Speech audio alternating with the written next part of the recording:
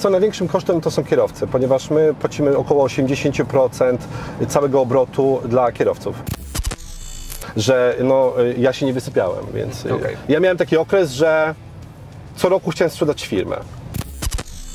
Powiedz nam, Łukasz, mając to wszystko, jakich używasz aplikacji, narzędzi, systemów, które po prostu mogą pomóc Ci to wszystko objąć swoimi działaniami, swoim umysłem? Celowo jest takie to pytanie, bo równie dobrze wierzę w to, że ktokolwiek, który zaczyna działalność bądź prowadzi już jakąś działalność, będzie mógł też to zaaplikować u siebie, żeby być po prostu bardziej skuteczny i produktywny. I powiedz mi, jak ta działalność może też na przykład pomóc naszym widzom i czym ona dokładnie się też zajmuje? Tak.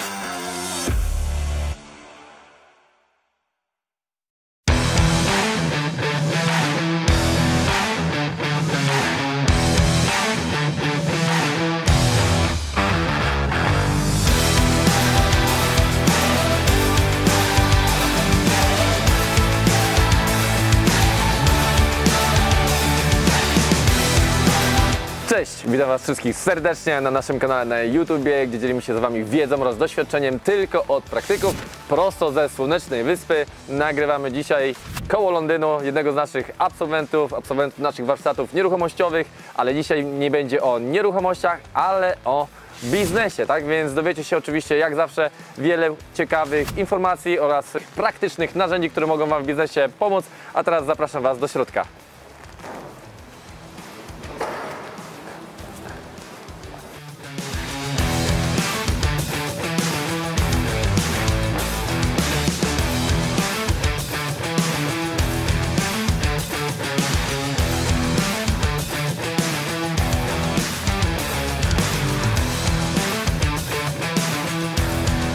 Ok, jak sami widzicie, mam świetne wyczucie, pewnie trafiłem tutaj na miejsce, zobaczymy czy jest gospodarz i go zaskoczymy.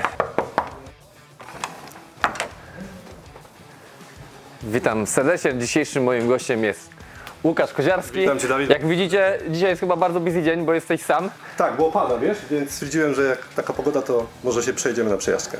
No to dobra, to dzisiaj zrobimy wywiad w ruchu. To idziemy do auta. Idziemy.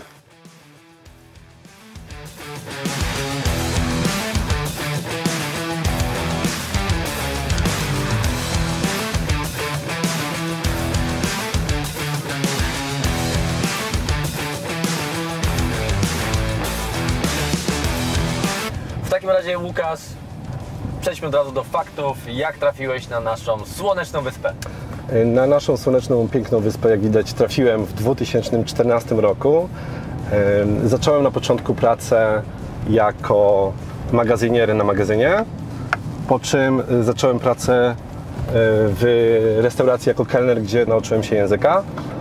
Przyjechałem do Wielkiej Brytanii mając w portfelu tylko i wyłącznie 500 funtów, z czego na 150 zostałem oszukany parę dni po przyjeździe przez Polaka z Manchesteru. No okej, a jeżeli chodzi o kwestię zakwaterowania, no miałeś przynajmniej gdzie mieszkać? Tak, przyjechałem tutaj do mojej siostry, moja siostra cioteczna Karolina bardzo mi w tym pomogła. Dała mi zakwaterowanie na pierwsze 1,5 chyba miesiąca. Akurat w tym czasie ona była na wakacjach w Polsce, więc mogłem ten czas wykorzystać na znalezienie sobie tutaj pracy oraz znalezienie sobie gdzieś tam lokum, nie? Na początku. No ale to w takim razie nie zaczynałeś wcale tak źle, bo jednak na plusie. No nie tak na plusie, ponieważ przyjechałem tutaj chciałem spłacić dług, który był w Polsce po zaciągnięciu długu na otwarcie interesu. Niestety interes nie wypalił. Stwierdziłem, że muszę wyjechać i odrobić te pieniążki tutaj w kraju, tutaj w Anglii, więc przyjechałem z myślą o tym, żeby ten dług spłacić. Było to dokładnie chyba 11 czy 12 tysięcy funtów w przeliczeniu na funty brytyjskie. Miałem dług w złotówkach i po prostu policzyłem, tak, to było tam około 60-70 tysięcy, z tego co ja pamiętam. Okay. Przyjechałem tutaj tak naprawdę na rok, żeby spłacić to i wrócić tam, aczkolwiek biorąc pod uwagę, że ówczesna wtedy moja partnerka, z którą ten dług gdzieś tam zaciągnąłem, zostawiła mnie dla innego pana.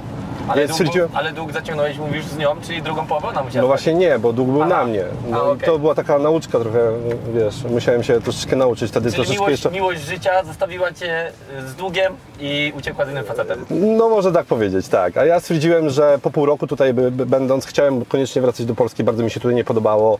Klimat, wiesz, miałem problemy z językiem tak samo, też nie potrafiłem się wysłowić bardzo dobrze po angielsku, więc było to dla mnie naprawdę duże wyzwanie na początku, żeby ogarnąć tutaj sobie pracę, język, zmienić klimat, znajomych i spłacić tak duży dług w Polsce, nie? Okej, czyli nie jest tak łatwo zacząć działalność biznesową, wziąć kredyt i wystrzelić z biznesem, no bo widać, że błędy popełniłeś.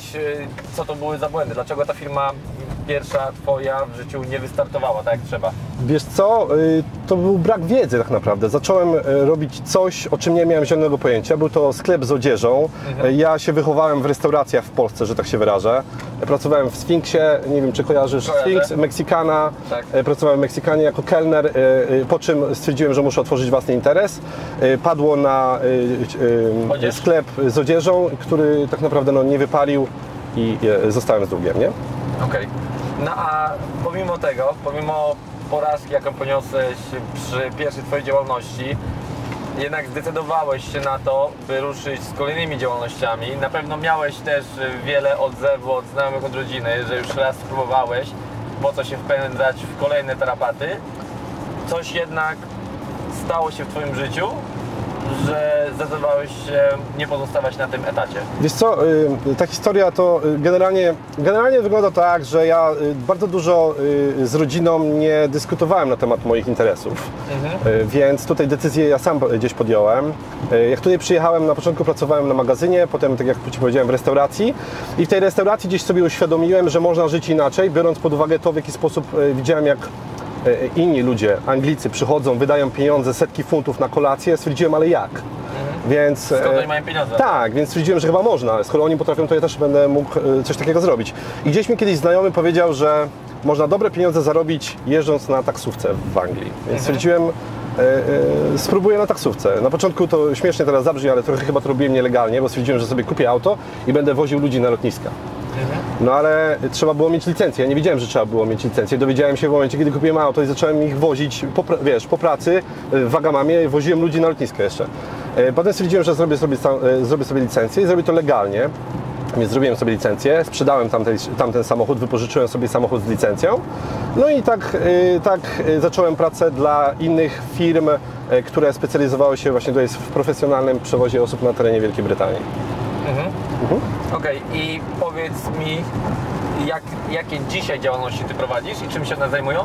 Tak, więc jeżdżąc dla tych firm, wożąc ludzi, doszedłem do wniosku, że nie dorobię się pieniędzy jeżdżąc dla innych, więc stwierdziłem, że muszę otworzyć własną firmę.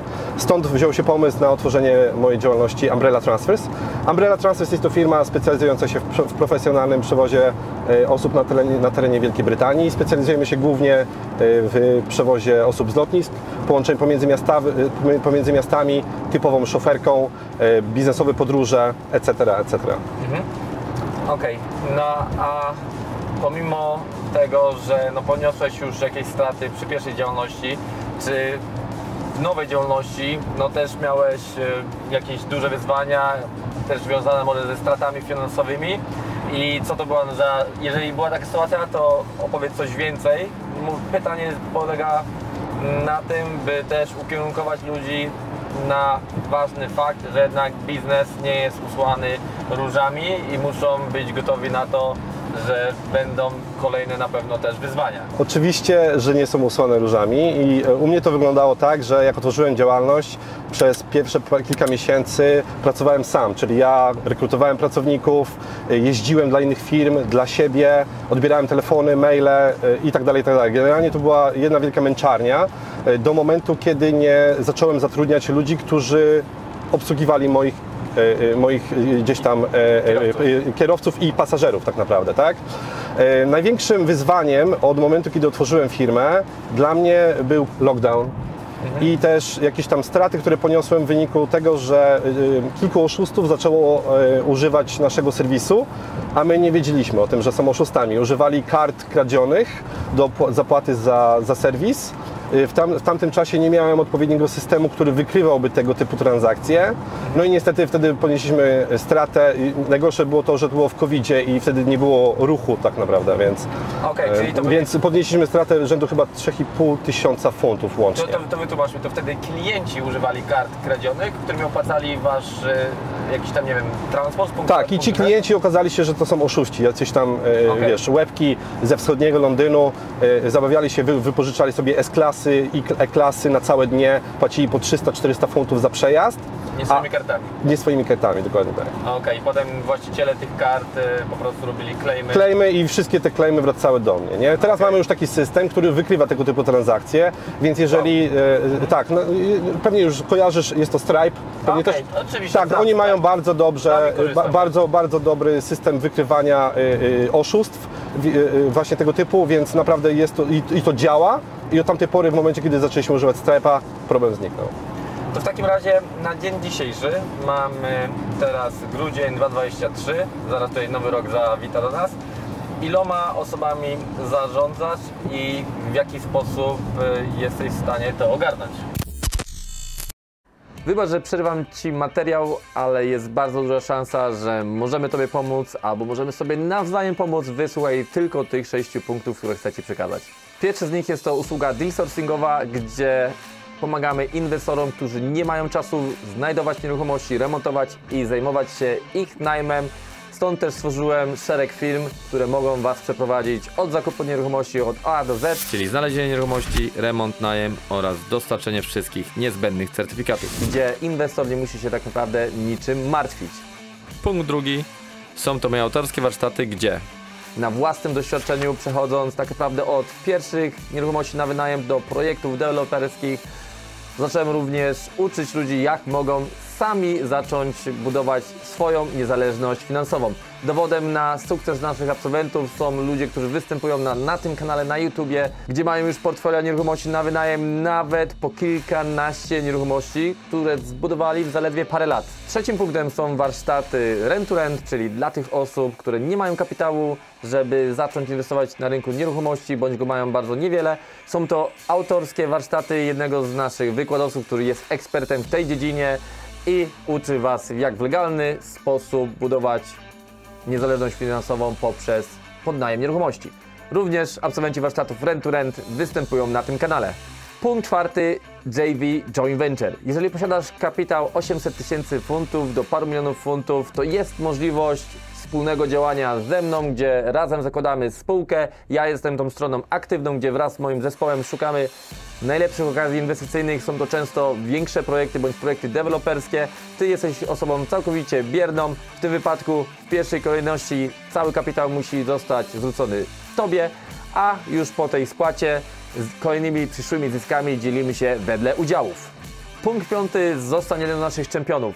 Przez to, że cały czas rosną moje działalności, cały czas rekrutujemy, więc jest duża szansa, jeżeli zostawisz CV, że w niedalekiej przyszłości się z Tobą skontaktujemy. A kogo potrzebujemy?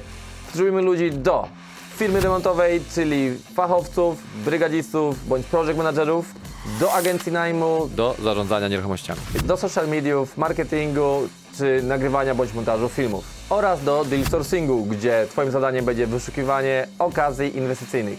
Uwaga, w sprawie rekrutacji przyjmujemy osoby tylko z doświadczeniem. Punkt szósty. Książka mojego autorstwa Śladem Fortuny jest już dostępna na Amazonie, gdzie została bestsellerem. Jeżeli interesuje Cię tematyka związana z biznesem, z rozwojem, z podejściem też tak naprawdę do życia i to, co możesz spotkać nas w przyszłości, to na pewno ta książka będzie dla Ciebie dobrą lekturą. Dziękuję Ci za Twoją uwagę i wracajmy do materiału. Na ten moment zatrudniam 13 osób w biurze i mamy około 145 kierowców na drodze. Znaczy codziennie nie, bo oni pracują jako self-employed individuals, tak? Ale generalnie mamy w systemie 148 kierowców, którzy pracują dziś bądź jutro. Jeżeli chodzi o zarządzanie, jest to moje biuro, mam 2 biura na Sri Lance, które obsługują mój cały zespół tutaj kierowców, więc to nie jest tak, że ja siedzę i zarządzam całym tym zespołem cały czas, tylko mam od tego już swoich ludzi. Na ten moment zatrudniam 13 osób na Sri Lance. Mam tam w tym momencie 4 głównych kontrolerów, którzy kontrolują to, co się dzieje danego dnia na drodze, wyznaczają trasy kierowcom na kolejny dzień, obsługują klientów itd., itd. Mamy też asystentów, którzy odpisują naszym klientom na maile, na online chat, odbierają telefony, wykonują połączenia telefoniczne. Mam jednego chłopaka, taką moją prawą rękę, Hafiza, który robi mi całą robotę admin, czyli wszystkie wklepywanie do systemu kierowców, update ich dokumentów, social media. Bardzo dużo ode mnie tak naprawdę pracy zabrał, więc powiem szczerze, Mocno że... Cię odciążył. O Jezus, to był strzał w dziesiątkę tak naprawdę z nim. Czyli warto jednak część zysków przekierowywać na osoby, które mogą odciążyć Ciebie od tej pracy, po to, żeby mieć czas na przykład na strategiczne jakieś tutaj decyzje i rozwój Oczywiście, że tak. To było największe wyzwanie dla mnie, bo ja jestem takim trochę control freakiem, lubię mieć wszystko pod kontrolą, wiesz? Ale stwierdziłem, że teraz z czasem to było największe wyzwanie, ale też to mi najwięcej zysku przyniosło. Najwięcej zyskałem czasu, wolności i tego, że mogę pomyśleć o biznesie w inny sposób, troszeczkę bardziej zrelaksowany sposób, że na przykład w tym momencie teraz ja się skupiam bardzo na sprzedaży takiej B2B, nie? Zatrudniłem też kolejnego chłopaka, który dzwoni do klienta biznesowego, oferuje nam nasze usługi, otwiera dla nich konta, a ja tylko sprawdzam i ukierunkowuję go, w jaki sposób powinien z danym klientem nawiązać współpracę. Okej, a no ładnie to tak brzmi kolorowo, to rozumiem, że w idealnym świecie pojechałeś sobie na Sri Lankę, poznałeś człowieka, pozatrudniałeś ludzi i wszystko ładnie z nimi działało i wszyscy do dzisiaj od początku z Tobą pracują. Nie. To jak... Praktycznie 2 pierwszych, których zatrudniłem, do dzisiaj ze mną pracują. Ale mamy w tym momencie 13 osób, a miałem łącznie zatrudnionych z 30 na pewno. Na Sri Lance? Tak. No a plus kierowców jest ile dzisiaj?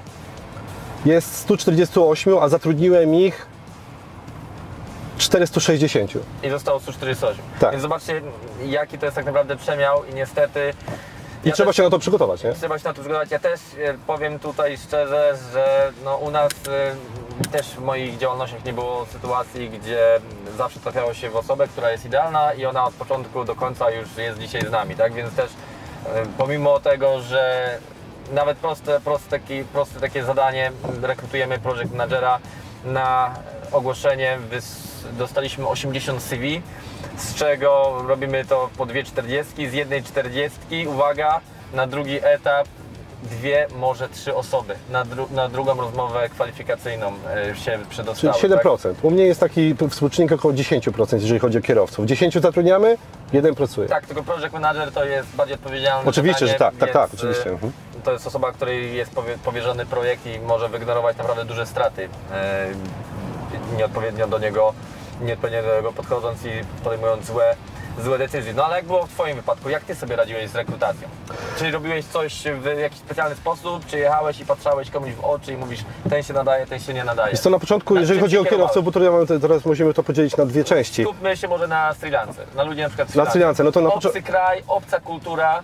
To nie było tak, że tam pojechałem i zatrudniłem ludzi. A jak? To było tak, że na początku, tak jak wspomniałem, robiłem wszystko sam i przez pierwsze 3 miesiące po otwarciu mojej działalności, w momencie, kiedy dostaliśmy licencję i zaczęliśmy operować, ja tak naprawdę spałem po 4-5 godzin. 4-5 godzin w ciągu całej doby, więc to słabo to wyglądało. Po 3 miesiącach nie wiedziałem chyba na imię tak naprawdę.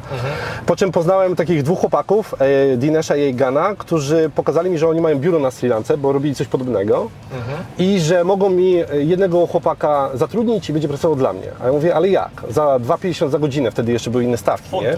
Tak, ja mówię, jak? To super, dawaj, bierzemy go. No i dołączył do mnie Akil, odciążył mnie 12 godzin dziennie, 5 dni w tygodniu. Dla mnie to było super. I teraz tutaj ktoś, kto ogląda nas, pracuje właśnie sobie w biurze, nie ma dzisiaj akurat za wiele do roboty, bo może pracuje w urzędzie i już się wścieka, że jesteś krwiożerczym kapitalistą, który wykorzystuje kogoś za 2,50, a on by chciał mieć 20 funtów na godzinę, tak? I już leci teraz w komentarzach hejt pod Twoim tutaj imieniem, nazwiskiem. Trudno, takie jest życie. Dzięki temu ktoś, kto jest w Sri Lance, mógł tak naprawdę godnie z tego na pewno też żyć, tak? Tak, ja Ci powiem tak. Koszty życia dużo mniejsze. Wiesz co, ja teraz bardzo dobrze płacę chłopakom tam na Sri Lance. Myślę, że jeżeli zadzwonisz i zapytasz kogokolwiek o współpracę ze mną, wszyscy mnie zachwalą, aczkolwiek no nie wiem, spróbuj sprawdź sam, nie mi to oceniać, ale jeżeli chodzi o to, ja dbam o nich w taki sposób, żeby oni tak naprawdę godnie żyli, daję im bardzo dużo bonusów, jeżeli chodzi o ich pracę, jeżeli widzę, że praca jest dobrze wykonana, to dostają ode mnie miesięczne bonusy, więc staram się to robić tak, żeby wszyscy byli zadowoleni, wiesz, to musi być win-win, nie? No i wróćmy do tego pierwszego twojego człowieka, który tam za 2,50 na godzinę pracował. Tak, więc najpierw był jeden, potem był drugi. No, ale jakich pozyskałeś? To jeden był od tak, i drugi też. Więc to ja okay. temu znajomemu płaciłem na początku i miałem ich 2 zatrudnionych. Potem przyszedł trzeci, a potem się pojawił COVID. COVID zamknął mi interes w 2 tygodnie. Jak trzeci do nas dołączył, było super, zaczęło się coraz więcej, wiesz, klientów zaczęło do nas dołączać, zaczęło się kręcić i zobaczyłem, że to ma jakiś sens. Pojechałem tam na Sri Lankę ich odwiedzić na 2 tygodnie, po czym wróciłem i uderzył lockdown. Zamknięto mi firmę tak naprawdę w 2 tygodnie, wszyscy klienci skancelowali wszystkie podróże. I tu się zaczęły pierwsze problemy, ponieważ nie wiedziałem, co mam ze sobą dalej zrobić. Aczkolwiek ta cała sytuacja przyniosła nam dużo benefitu, ponieważ firmy podobne do mojej miały inny rodzaj biznesu, bo miały swoje auta na przykład, a my swoich aut nie mamy, tylko używamy aut naszych subkontraktorów, kierowców. Mieliśmy niskie koszty, żeby się utrzymać na powierzchni, więc bardzo dużo firm zamknęło się w tym czasie, a podczas lockdownu dostaliśmy dofinansowanie prawie za darmo w postaci 50 000 funtów na 2,5% w skali roku, więc tak naprawdę dokładnie, więc użyłem tego narzędzia jako dźwigni finansowej. I przemyślałem w przeciągu tego całego roku, kiedy ta firma była zamknięta, co zrobić dalej. Po lockdownie okazało się, że mój kolega ten tutaj, który mi dał tych 2 pracowników, nie płacił za biuro tam na miejscu. Więc co ja mu zaproponowałem? Że ja mu spłacę ten dług i odkupię od niego to całe biuro. To było w tej Sri Lance, tak? Tak. Okay. Więc odkupiłem od niego całe to biuro, łącznie z całym sprzętem. I stwierdziliśmy z chłopakami, właśnie z Akilem i z Samem, że będziemy to prowadzić sami, że ogarniemy to sobie sami, nie? No i tak się moja przygoda zaczęła, że generalnie ja to przejąłem i zaczęliśmy potem zatrudniać ludzi. Tam pojechałem znowu jeszcze raz, porozmawiać z nimi.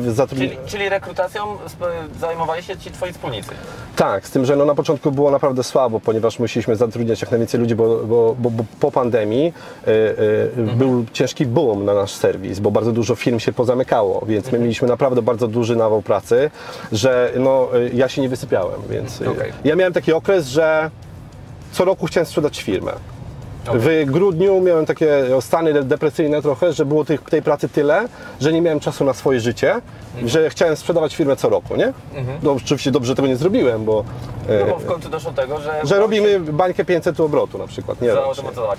Więc dobrze, że mówisz tutaj o obrocie, bo często jak ja jeżdżę na różnego rodzaju konferencje, słyszę, jak to bardzo duże firmy mają bardzo dużo obrotu, nawet po kilkadziesiąt milionów złotych, czy tam też funtów, a potem co do czego się okazuje, że rok jest zamknięty na stracie i no, możemy sobie podbijać ego obrotem.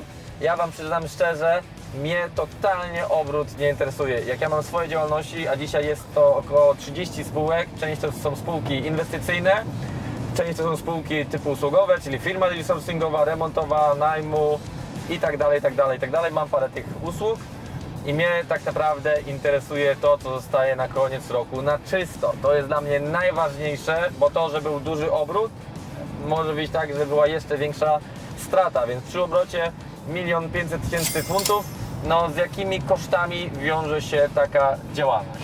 Wiesz co, największym kosztem to są kierowcy, ponieważ my płacimy około 80% całego obrotu dla kierowców. Reszta to są koszty operacyjne, czyli na przykład właśnie biuro na Sri Lance, dispatch system, tutaj koszty biura, wszystkich systemów, które mamy.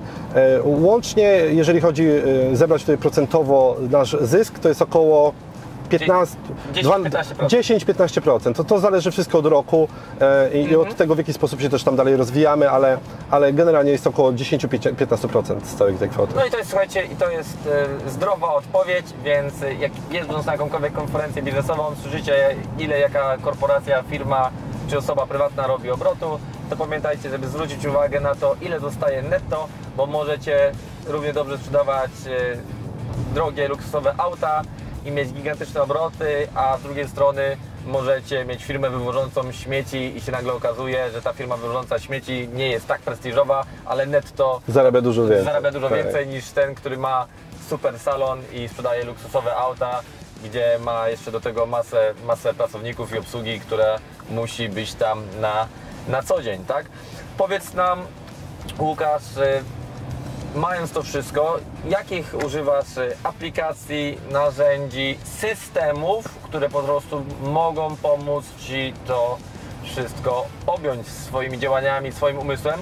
Celowo jest takie to pytanie, bo równie dobrze wierzę w to, że ktokolwiek, który zaczyna działalność bądź prowadzi już jakąś działalność, będzie mógł też to zaaplikować u siebie, żeby być po prostu bardziej skuteczny i produktywny. Tak, oczywiście. Wiesz co, moim głównym narzędziem w tym momencie, na jakim pracuję, jest Trello, ponieważ tam wszystkie procesy, które mamy w firmie, są fajnie opisane.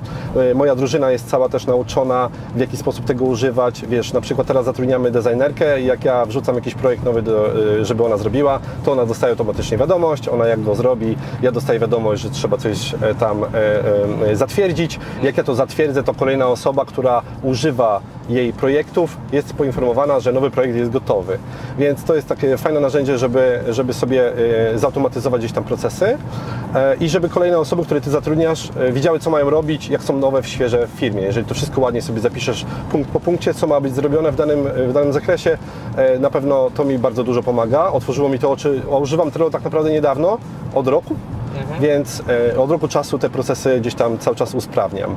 To jest pierwsza rzecz. Druga rzecz, mamy Dispatch System, który to jest system bookingowy, gdzie wszystkie bookingi spływają w jedno miejsce. Mamy tam wszystkich kierowców, wszystkich klientów i wszystkie bookingi w jednym miejscu, żeby to wszystko ładnie, sprawnie działało. I tak naprawdę przejście ze starego systemu, zrobiliśmy to 1,5 roku temu, na nowy, to było jedno też z większych wyzwań w firmie, które mieliśmy, ponieważ to trzeba było zmienić całkowicie system nawigacji pomiędzy ludźmi, nie? Pomiędzy klientami, kierowcami i naszym biurem. Tak. To jest tak, jakbyś teraz się przesiadł z Windowsa na system Apple'owski, tak. Że wiesz, że to jest OK, ale musisz się nauczyć na nowo obsługi komputera, więc u nas to było naprawdę duże wyzwanie, aczkolwiek popchnęło nas to do przodu, ponieważ w tym momencie mamy fajny produkt dla klienta biznesowego, gdzie możesz sobie otworzyć konto w naszej firmie, zalogować się na swoje konto, zamówić sobie przejazd, możesz zobaczyć sobie kierowcę, gdzie jest na drodze, kto dokładnie przyjedzie, jakim samochodem, widzisz jego zdjęcie, gdzie on jest na mapie, więc to jest naprawdę fajnie wszystko zrobione, właśnie z myślą o kliencie, nie? Okej, a wracając do Twojego nowego, startupowego biznesu, bo rozumiem z tego, co już wcześniej rozmawialiśmy, że no masz podobny głód do działania i tworzenia jak ja, gdzie kiedyś się śmieję, miałem jednego z moich menadżerów, z którym się pożegnałem ze współpracą, jak on to stwierdził: Dawid zarabia tyle z czynszów, że może popełniać błędy, bo ja dołożę z czynszów. Więc oczywiście takim ludziom w naszych działalnościach, w naszych firmach musimy dziękować. Każda firma musi zarabiać na siebie, ale wracając do faktu, nadwyżki, rozumiem, z Twojej działalności tutaj związanej z Umbrellą, zacząłeś inwestować właśnie w nową działalność i powiedz mi, jak ta działalność może też na przykład pomóc naszym widzom i czym ona dokładnie się też zajmuje? Tak, mówisz o, to jest Business Process Outsourcing, BPO tak zwane. Jako że prowadzę działalność na Sri Lance i mam tam tanią siłą roboczą tak naprawdę, na przykład taka osoba jak Ty, potrzebujesz kogoś do obsługi klienta, tak? Jeżeli tu masz zapłacić komuś 12 czy 15 funtów za godzinę, żeby ktoś siedział i odpisywał na podstawowe maile, no to ja Ci taką osobę dam i jestem w stanie załatwić na przykład za 5 funtów za godzinę. I ona zrobić tą pracę tak naprawdę może zrobić ją dużo, dużo lepiej. Ponieważ oni tam na Sri Lance są bardzo rzetelni, jeżeli chodzi o tego typu rzeczy. Obsługa klienta, cold calling, cold mailing, szeroko pojęty business process outsourcing, więc jeżeli Ty potrzebujesz taką osobę jestem w stanie Ci znaleźć. Trwa to mniej więcej od tygodnia, nawet do 2 miesięcy, różnie, bo ja wychodzę z takiego założenia, że nie zatrudniam dla nikogo osoby, której sam bym nie zatrudnił. Okay. Ale jest to spowodowane również też tym, że jeżeli Tobie się to nie spodobało, to ja tą osobę wezmę i ją zatrudnię dla siebie. Na ten moment mamy otwartą rekrutację cały czas, ponieważ jest taki odzew wśród tutaj też Twoich absolwentów którzy szukają tego typu osób, że szukam ludzi na ten moment cały czas, nie? No widać, absolwenci tutaj z naszych nieruchomości rozwijają się, roczną biznesy. No dzisiaj jeszcze wieczorem jedziemy do Artura i Mateusza, pozdrawiamy, którym też również załatwiłeś. Tak, Umaja jest ich personalną asystentką, zwłaszcza tam z Mateuszem, który się zajmuje pracą admin. Ona tam mu pomaga w codziennych obowiązkach, jest bardzo zadowolony, odciążyła go bardzo, zrobiła w zeszłym miesiącu 200 godzin dla niego, więc super, naprawdę, on jest zadowolony, my jesteśmy zadowoleni, no i Umaja jest też happy, nie? Bo ona też dużo lepiej zarabia niż jak pracowała w swojej poprzedniej firmie, nie? Gdzieś tam na miejscu. Tak. Znaczy dalej jest na miejscu, ale pracuje już zdalnie dla nich. Tak, ale bardzo zadowoleni są, także polecam sobie. Różnego rodzaju prace biurowe, które są wykonywane, załóżmy kogoś, czy to w Polsce, czy w Dubaju, czy w Anglii, no gdziekolwiek by ta osoba nie była, bo też ten człowiek no, może się dostosować, jak jest różnica czasowa, to on może robić po prostu nocki, wstaje w nocy i na przykład to robi. Oczywiście, tak? że tak. Oni pracują oni pracują w godzinach tutaj naszych, w Wielkiej Brytanii, nie? Więc są pewnie jakieś systemy, które sprawdzają, tak? Czy on tą pracę wykonuje na tym komputerze. Tak, wiesz co, ja używam Time Doctor. Bardzo fajny system. Za każdym razem jak oni przychodzą, muszą mi wysłać SMS-a, tam na WhatsAppie na przykład mamy takie grupy, że oni zaczynają. Dodatkowo loguje się w tym systemie, więc ten system automatycznie sprawdza, czy ta osoba się zalogowała. Co 3 minuty robi screenshota tej osobie, co ona robi, na jakie strony wchodzi, ile czasu poświęca na daną czynność. Więc takie raporty tygodniowe my też wysyłamy do wszystkich klientów. Też właśnie Mateusz dostaje takie raporty tygodniowe, miesięczne. Może sobie sprawdzić dokładnie, od której do której była. Mamy również kamery w biurze, więc jakby sobie ktoś chciał sprawdzić, czy co ta osoba robiła w danym momencie, to też mamy kamery, które monitorują całą pracę. Musi fizycznie przyjść do biura, a nie, że będzie pracowała z domu, gdzie biegają dzieci, kot, pies, nie tak, dokładnie. Nie, bo podchodzimy do tego bardzo profesjonalnie i mi bardzo zależy na tym, żeby ludzie przyjeżdżali do pracy do biura, bo wiem jak to jest, siedzieć w domu i masz wszędzie rozpraszacze, nie? Po lewej stronie masz kawę, po prawej stronie ci pies zaszczeka, a zaraz ci mama wejdzie i zapyta, czy chcesz obiad, nie? Dokładnie tak. I słuchaj, dobrze, że to powiedziałeś, bo uwaga, ja wiem, że możecie mieć różne na tego temat zdania, bo też, no i co innego, jeżeli się z kimś umawiamy B2B i on ma nam dostarczyć produkt czy usługę i po prostu mamy za robotę, ale co innego jak jest ktoś za godziny, ja też jestem tego dużym przeciwnikiem, bo sam wiem po sobie, gdzie ja też mogę sobie pracować z domu, a jednak jeżdżę do własnego biura. I dlaczego? Po co mi to biuro? To są dodatkowe koszty, przecież mógłbym sobie siedzieć w domu, kiedy dzieci są w szkole, ale jednak sam wiem, że tego skupienia brak, bo siedząc w domu, to sobie pośpię dłużej, zacznę później, to sobie zejdę do kuchni, to sobie coś może teraz włączę i człowiek traci tą dyscyplinę i produktywność i rzeczy, które mogą być zrobione w godzinę, są robione załóżmy w 3 godziny, więc od razu Wam tutaj powiem, możecie mieć innego zdania, możecie mieć kogoś super rzetelnego, ok, ale ja z mojego doświadczenia wiem, że ta praca z domu działa bardzo słabo, jest mało produktywna. Koniec końców, jeżeli ktoś by chciał skorzystać na przykład z takich usług, jak ta Twoja firma outsourcingowa. Tak, Umbrella Connect się nazywa. Umbrella Connect. No ale jak możemy to znaleźć, jak możemy się do tego dostać, jak możemy porozmawiać o warunkach, bo to też nie jest must be, że ktoś się do Ciebie zgłosi i od razu musi tę usługę brać. Ktoś chciałby na przykład więcej na ten temat się dowiedzieć, to... Jako, że to jest startup, na ten moment strona internetowa jest w produkcji, więc ona będzie gotowa myślę, że do końca tego roku. Ale jeżeli ktoś by był zainteresowany, to zapraszam do kontaktu.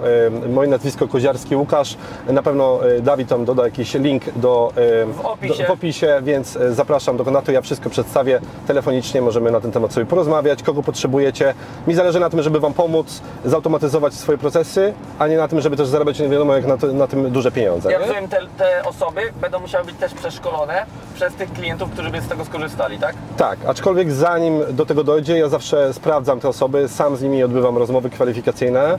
Na początek jest to... posługiwać na takich podstawowych rzeczach, Excel, Word... Tak, wiesz to są podstawy, ale chodzi o bariery też językowe, bo tam jest też, pamiętajmy, że to jest kraj trzeciego świata, więc mi zależy na tym, żeby te osoby były fluent, jeżeli chodzi o język angielski, w mowie i w piśmie i żeby nadawały się do tego, do czego Wy ich potrzebujecie, no bo nie będziemy zatrudniać teraz kobiety, która ma bardzo dobry angielski i ona jest designerką, a teraz ma nagle, nie wiem, zacząć robić cold calling Wam, nie? Tak. I sprzedawać systemy chłodnicze, no tak. Bo to jest bez sensu w ogóle, tak, nie? Tak, musisz mieć po prostu taką samą osobę, która... Tak, więc dlatego czasami to trwa troszeczkę, nie trwa to dzień czy dwa, tylko na przykład miesiąc lub 2, żeby znaleźć taką osobę, po to, żeby ta osoba wiedziała, co robi, nie? Dobrze. A jak już rozwijasz te działalności. Wydaje mi się, że w momencie, gdy ten film będzie opublikowany, bo mamy sporą kolejkę filmów, to Twoja strona już będzie gotowa. Myślę, że tak. No? Też zamieścimy link do niej w opisie. Powiedz mi, rosną tutaj te działalności, są już te zyski netto już coraz lepsze. Już nie masz tyle tego stresu, który miałeś na początku. W co zamierzasz inwestować swoje kolejne nadwyżki? Stąd się znamy, w nieruchomości. Po Twoich warsztatach też gdzieś tam doszedłem do wniosku, że to jest jedyna taka najbezpieczniejsza forma lokowania swojego stanu gry gdzieś tam, nie? Żeby zapisać swój stan gry. Więc na ten moment, w tym momencie, jestem w trakcie zakupu swojego pierwszego rezydencjala. W tym momencie go kończę, więc myślę, że jak kolejnym razem się spotkamy, to już będę miał swój pierwszy domek. Tutaj w Londynie, tak? Pod Londynem. Okay. I na ten moment już mam też odłożone pieniążki na to, żeby zainwestować pieniądze dalej w... Jakiegoś bajtuleta. Bajtuleta, tak. No. Okej, no to pewnie niedługo się zobaczymy, co tam Ci do koszyka wpadło.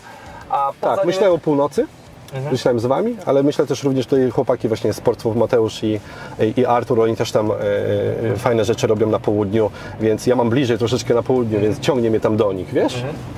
Jest ten może jest ładnie, tylko znacznie drożej też. Troszeczkę drożej, tak, ale jako, że mam bliżej, to też mnie tam gdzieś ciągnie do nich, nie? To plany, poza już tymi nieruchomościami, plany na przyszłość? Mam żonę z Pakistanu i ona lubi ciepło, więc planujemy w ogóle ogólnie wyjechać z Anglii. Myślimy o Dubaju, tam jest teraz jeszcze nadal raj podatkowy. Wiem, że tam się troszeczkę ma to zmienić w przyszłości, ale na ten moment jest jeszcze fajnie, więc myślimy o Dubaju.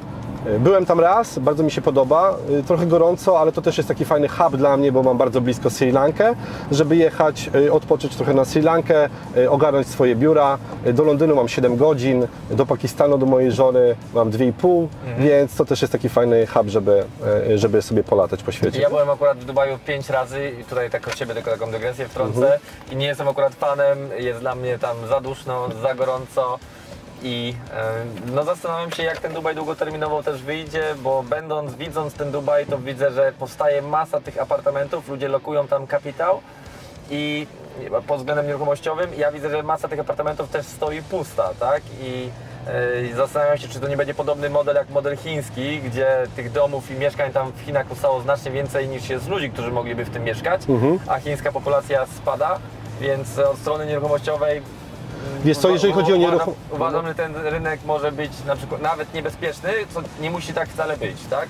Wiem, że oczywiście ludzie mają różne tutaj podejście, ale też byłem tam aż 5 razy i poza tymi takimi głównymi okolicami, gdzieś tam na Marinie, nie widziałem, żeby był tam taki ruch tych turystów, a byłem w każdej porze roku chyba. Wiesz co, moim planem jest tutaj zrobienie sobie fajnego portfolio nieruchomościowego w Anglii. Okay, nie teraz nie, znaczy na ten moment nie. Ja jak pojadę tam, będę wtedy decydował, bo na ten moment jeszcze nie jestem przekonany do tego, że tak jak powiedziałeś, że to jest bezpieczne, to jest też bardzo daleko. Tu mamy jednak kwestię, gdzie rośnie populacja, tak. Ma rosnąć przynajmniej do 2050, brakuje 4 miliony domów, rosną czynsze, więc dalej to się zapowiada tutaj bardzo dobrze to dla landlordów. Tak, więc myślę zanim stąd wyjadę, chcę mieć około 4-5 nieruchomości swoich tutaj na miejscu, żeby to się wynajmowało fajnie, żeby hulało. Oczywiście Umbrella Transfers, Umbrella Connect, jak będzie mi hulać, to, a wiem, że będzie z czasem, to będę miał gdzieś tam zaplecze finansowe, żeby dalej gdzieś sobie działać coś w Dubaju, nie? Przykładowo. Tak.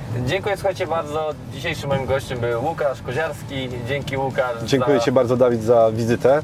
A ja dziękuję bardzo za zaproszenie. Dziękuję za zaproszenie i słuchajcie, widzimy się w kolejnym odcinku. Jeżeli podoba się Wam to, co robimy, daje to Wam wartości, to nie zapomnijcie napisać komentarz, możecie zadawać pytania do Łukasza, możecie zadawać pytania do nas, w miarę możliwości będziemy starać się odpowiadać. Pomyślcie w ogóle, co myślicie o całym takim modelu, czy lepiej jednak nie zostać na etacie. Komentujcie, dajcie łapkę w górę, żeby karmić tutaj nasze algorytmy. No i jeżeli już aż tak bardzo Wam się spodobało, to nawet jak udostępnicie, to już jest naprawdę czat. Dziękujemy Wam za Wasz też czas, życzymy samych sukcesów, pozdrawiamy, cześć! Dzięki, na razie, pa!